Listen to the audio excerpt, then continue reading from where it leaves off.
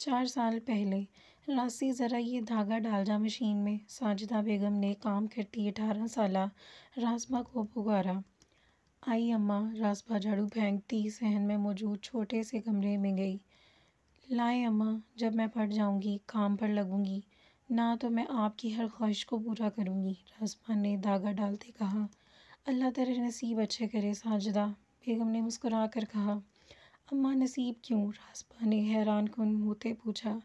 ارے پگلی، جب نصیب اچھے ہوں گے تو سب کچھ مل جائے گا نا، ساجدہ بیگم نے اس کے سر پر چپٹ لگاتے کہا۔ اماں پیسے ہیں؟ راسبہ نے دوپٹہ لیتے کہا۔ کیوں؟ ساجدہ بیگم مشین کو چلاتے بولی۔ اماں گجرے لینے ہیں، پچھلی دفعہ بھی نہیں لیے، راسبہ نے دکھی ہو کر بتایا۔ ساجدہ بیگم جانتی تھیں کہ راسبہ کو گجرے کتنے پسند ہیں۔ دی اگر پیسے دے دیے تو رات کا کیا کھائیں گے؟ ساجدہ بیگم نے نم آواز میں کہا۔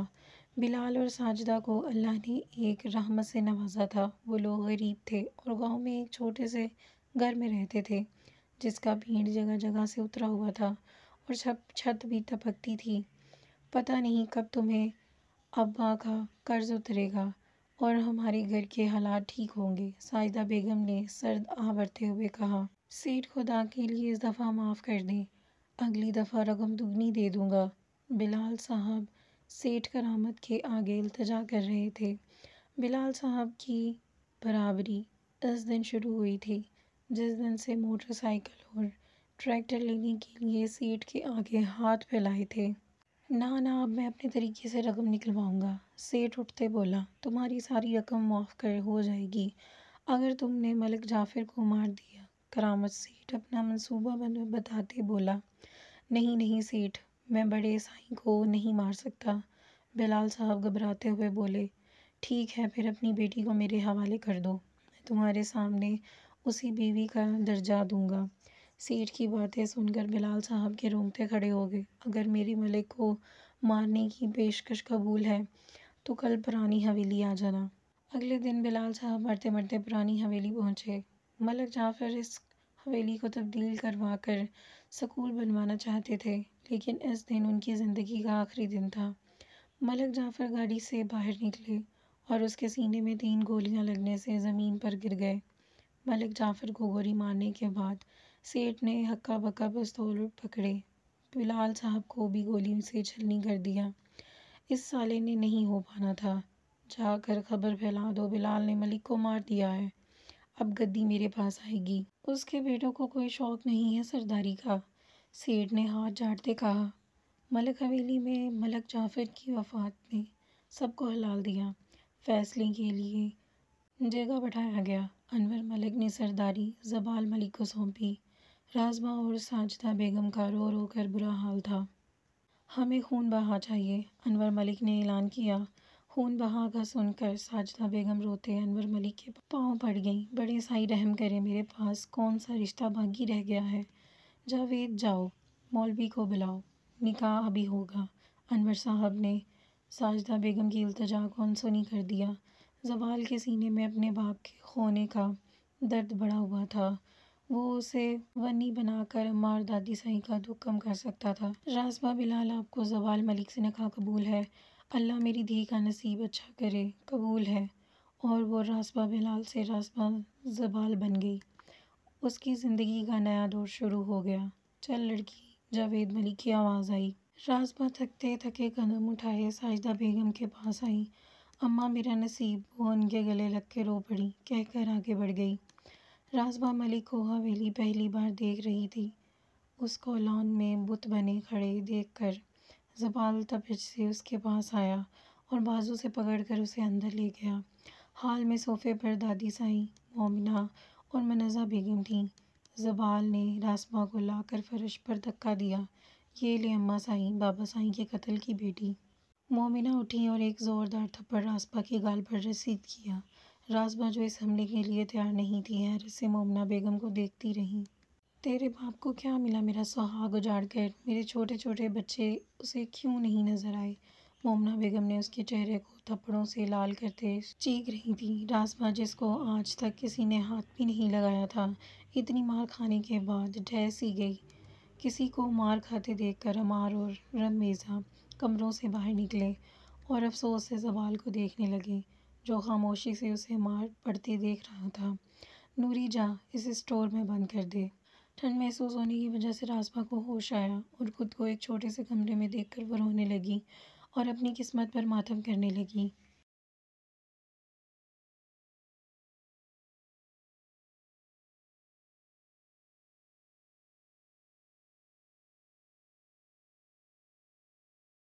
اماں سائیں یہ غلط ہے، اگر ہمارا بابا سائیں کو مارا گیا تو اس لڑکی کا بھی باپ چلا گیا۔ عمار مومنہ بیگم سے بحث کر رہا تھا۔ تم ابھی چھوٹے ہو، ان مسائل میں نہ پڑو۔ دادا سائیں کی آواز آئی۔ وہ دادا سائیں، میں چھوٹا ہوں، آپ لوگوں کو کیا ہو گیا ہے؟ آپ لوگ تو بڑے ہیں نا، عمار نے طنزیہ لہجے میں کہا۔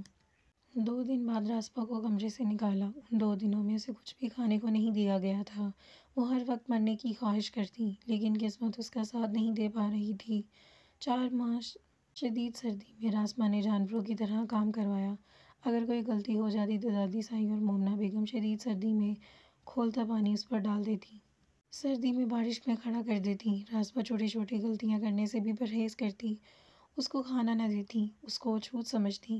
اگر وہ غلطی سے کوئی برتن چھو لے تو اسے ہی مارتی۔ راسبہ رات کو کونے میں دب کر رونے کے علاوہ کچھ بھی نہیں کر سکتی تھی۔ عمار اور رمیزہ اس سے بات کرنا چاہتے تھے لیکن ان کو کبھی موقع ہی نہ مل سکا۔ زوال کا اس دن کے بعد کوئی سامنا نہ ہوا تھا۔ سنو، راسبہ ہال کی صفائی میں مصروف تھی جب عمار کی آواز آئی۔ آپ کا نام کیا ہے؟ عمار نے اس سے پوچھا۔ راسبہ جو گندے کپڑوں اور چادر میں تھی عمار کی آواز سن کر پیچھے کو ہوئی۔ آپ ڈرے مت، عمار اس کے پاس آتے بولا۔ کیا کر رہی ہیں عمار تم؟ زوال کی آواز سن کر عمار نے سیڑھیوں سے اترتے زوال کو دیکھا۔ اس سے کیا پوچھ رہے ہو؟ یہ لڑکی نے ہی اسے بلایا ہے۔ عمار کے بلانے سے پہلے ہی منازہ بیگم بول پڑی۔ کیا بول رہی ہیں آپ چچی؟ عمار نے آنکھوں کو پھاڑے کہا۔ بھئیو، نوری نوری، عمار کی بات بیچ میں ہی رہ گئی اور زوال نوری کو بلانے لگا۔ جاؤ لوہا گرم کر کے لاؤ۔ زوال کی بات سن کر عمار اور راسبہ نے حیران کن نظروں سے اسے دیکھا۔ بھئیو بات تو سنیں، عمار اب تم کچھ نہیں بولو گے؟ زوال کی گرجدار آواز۔ رمیزہ، مومنہ بیگم اور داد سائیں باہر آئے۔ زوال راسبہ کی طرف بڑھا اور اس کو بالوں سے دبوچ لیا، اس کے منہ پر تھپڑ مارنے لگا۔ جس گھر میں رہتی ہو وہیں نظر گندی کرتی ہو، بدکار! اور زوال نے اسے دھکا دے کر فرش پر پھینکا۔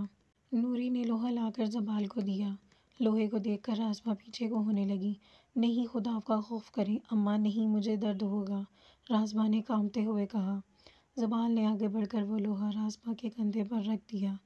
کھولتا لوہا کندھے پر رکھتے ہوئے ملک حویلی میں راسبہ کی چیخیں گونجی لیکن وہاں سب بے بس تھے۔ زوال راسبہ کو وہاں چھوڑتا کمرے میں چلا گیا۔ نوری راسبہ کے بے ہوش وجود کو اٹھا کر اس کے کمرے میں لے گئی۔ بس بہت ہو گئی اب، اور نہیں، ہم اس کے یہاں دور بھیج دیں گے، رمیزہ نے عمار سے کہا۔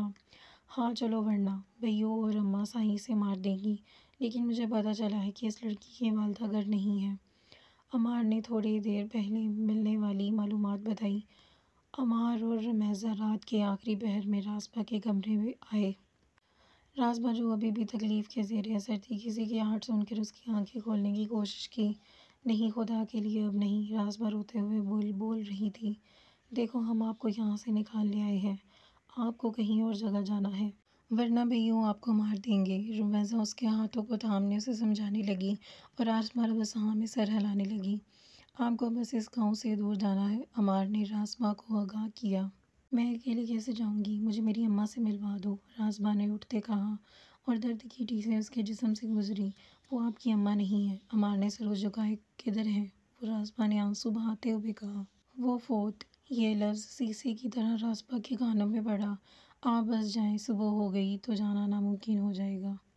حال حویلی میں رمیزہ کے آنے کی خوشی میں دعوت رکھی گئی تھی۔ طلال اور اس کے والدین کو بھی بلایا گیا تھا لیکن اس کے والدین کی فلائٹ میں تاخیر ہو گئی جس کی وجہ سے وہ لوگ نہیں آ سکے۔ اماں چلیں، راسبہ جو سبز سوٹ میں چادر لیے آئی۔ کدھر جانا ہے؟ نہ بابا، حویلی کے لوگوں کے ساتھ بیٹھ کر کھانا میں نہیں کر سکتی۔ طلال جو کب سے رمیزہ کو نظروں پہ لیے ہوئے تھا وہ اسے مسلسل نظر انداز کر رہی تھی جس سے طلال کو اب کوفت ہونا شروع ہو گئی تھی۔ وہ تازہ ہوا لینے کے لیے لان میں آیا جب اسے راسبہ آتی دکھائی دی۔ آپ کب آئے؟ راسبہ طلال کے پاس آتے بولی۔ تھوڑی دیر پہلے۔ سب ٹھیک ہے نا راسبہ؟ طلال نے پریشانی سے پوچھا۔ آپ پہلے آنے کا بتاتے تو میں آپ کو اماں سے ملواتی، راسبہ نے اندر کی طرف اشارہ کرتے ہوئے کہا۔ ہاں، میں ایک صوفے پر رمیزہ، راہبہ اور عمار موجود تھے، ایک پر شائمہ اور حارث اور ایک پر زبال پوری شان و شوکت کے ساتھ براجمان تھا۔ تم کب آئی راسبہ؟ مومنہ بیگم کی آواز پر سب نے اس کو چونک کر دیکھا۔ وہ بھی آئی ہوں، راسبہ نے نظریں جھکائے کہا۔ راہبہ نے رمیزہ کے کان میں سرگوشی کی۔ راسبہ چلو آؤ، تمہیں سب سے ملواتی ہوں۔ رمیزہ راسبہ کا بازو پکڑے اسے صوفے پر بٹھا گئی۔ یہ ہے راہبہ، میری سب سے اچھی دوست، میری چچی کی بیٹی۔ رمیزہ نے راہبہ کی طرف اشارہ کیا۔ راہبہ نے ہاتھ ملانے کے لیے ہاتھ آگے بڑھایا۔ راسبہ نے اس کے ہاتھ کو دیکھا اور پھر اس کے چہرے کو دیکھا، لیکن وہ اپنا ہاتھ آگے نہیں بڑھا پائی۔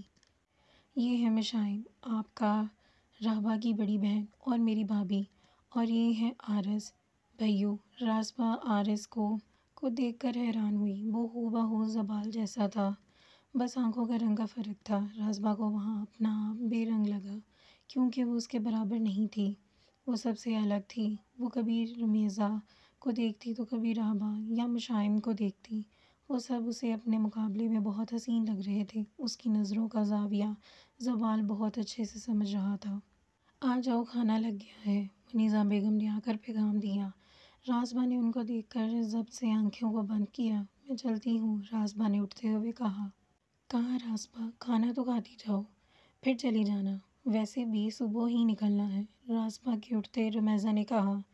نہیں، وہ مجھے راسبہ نے بہانہ بنایا۔ چلو آؤ راسبہ۔ مومنہ بیگم زبردستی راسبہ کو ڈائننگ ہال میں لے گئی اور اسے زبال کے سامنے والی کرسی پر بٹھا دیا اور نوری سب کو کھانا دینے لگی۔ اس نے کبھی سوچا نہیں تھا کہ جس لڑکی کو وہ اچھوت سمجھتے ہیں، آج وہ خود ہی اسے کھانا پیش کر رہے ہیں۔